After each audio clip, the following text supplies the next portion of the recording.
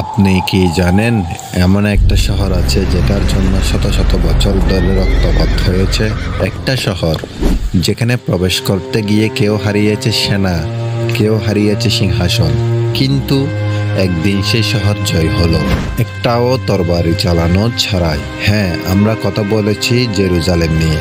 আর এই অলৌকিক বিজয় ঘটিয়েছিল ইসলামের দ্বিতীয় খলিফা হযরত উমর ইবনুল খাত্তাব রাদিয়াল্লাহু তাআলা আনহু। জেরুজালেম শুধু ধর্মীয় শহর নয়, এটা ছিল রাজনীতি, শক্তির আর ঐতিহ্যের কেন্দ্রবিন্দু। বাইজেন্টাইন শাসকেরা সেখানে করেছিল অত্যাচার, খ্রিস্টানরাও তখন ইহুদিদের প্রবেশ নিষেধ করেছিল। মানুষ ক্লান্ত, শহর ক্লান্ত, ইতিহাস অপেক্ষা করছিল এক নতুন অধ্যায়ের জন্য। খলিফা আবু বকর রাদিয়াল্লাহু তাআলা এর আমলে শুরু হয় শাম বিজয়ের যাত্রা। উমর রাদিয়াল্লাহু তাআলা আনহুর খেলাফতের সময় মুসলিম বাহিনী ঘিরে ফেলে জেরুজালেম, কিন্তু বাইজেন্টাইন গভর্নর সাফরনিস এক শর্ত শহরে হস্তান্তর করতে রাজি হন। শুধু খলিফা উমর রাদিয়াল্লাহু তাআলা আনহু নিজে এসে চুক্তি করলে তবেই আমরা আত্মসমর্পণ করব। হযরত উমর ইবনে খাত্তাব রাদিয়াল্লাহু তাআলা আনহু নিজেই বেরিয়ে পড়লেন মদিনা থেকে। সঙ্গী মাত্র একজন, একটি উট, যেখানে অর্ধেক রাস্তা উট তিনি চালান, বাকি অর্ধেক তার সাথী। জেরুজালেম ঢোকার সময় উটের রশি ধরেছিলেন হযরত উমর রাদিয়াল্লাহু তাআলা আনহু নিজেই। পায়ে ছিল ধুলো, গায়ে ছিল সেলাই করা জামা, চোখে ছিল অনার। লোকজন ভেবেছিল রাজা আসবে রাজসিক পোশাকে, কিন্তু পেল এক ভীতু শহরের জন্য শান্তির বার্তাবাহক।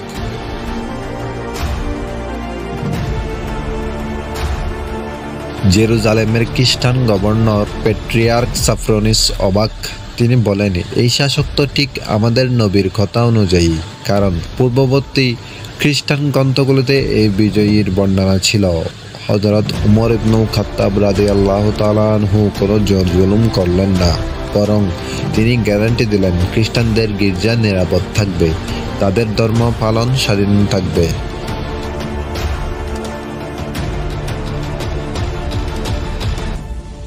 সাফরনিস তাকে নিয়ে গেলেন চার্চে। নামাজের সময় হলো। সাফরনিস বললেন, এখানেই নামাজ পড়ুন। কিন্তু হযরত উমর ইবনুল খাত্তাব রাদিয়াল্লাহু তাআলা আনহু বললেন, না, আমি যদি এখানে নামাজ পড়ি ভবিষ্যতে মুসলিমরা এটা মসজিদ বানাতে পারে। তিনি গির্জার বাইরে একটি নির্দিষ্ট স্থানে নামাজ পড়লেন। এটাই ছিল ইসলামের শিক্ষা, এটাই ছিল সত্যিকারের নেতৃত্ব। জেরুজালেম হলো মুসলমানদের অধীনে। কোনো খুন, কোনো জোর করে ধর্মান্তর নয়। শহর পেল নতুন পরিচয়, মুসলিম থেকে খ্রিস্টান আর ইহুদিদের সহাবস্থানের স্থান। কিন্তু পরবর্তী ইতিহাসে আমরা দেখেছি উল্টো চিত্র। ৭০,০০০ মানুষকে হত্যা করে রক্তে ভাসিয়ে দিল ক্রুসেডাররা। এটাই ছিল পার্থক্য। তরবারি দিয়ে দখল না করে উমর রাদিয়াল্লাহু তাআলা দখল করেছিলেন হৃদয় দিয়ে। আজ যখন জেরুজালেমের মাটিতে আবারও রক্ত ঝরছে, তখন ইতিহাসের পাতা থেকে আমরা শিখতে পারি সত্যিকারের বিজয় হয় শান্তির মাধ্যমে, ন্যায় বিচার আর মানুষের মর্যাদা দিয়ে।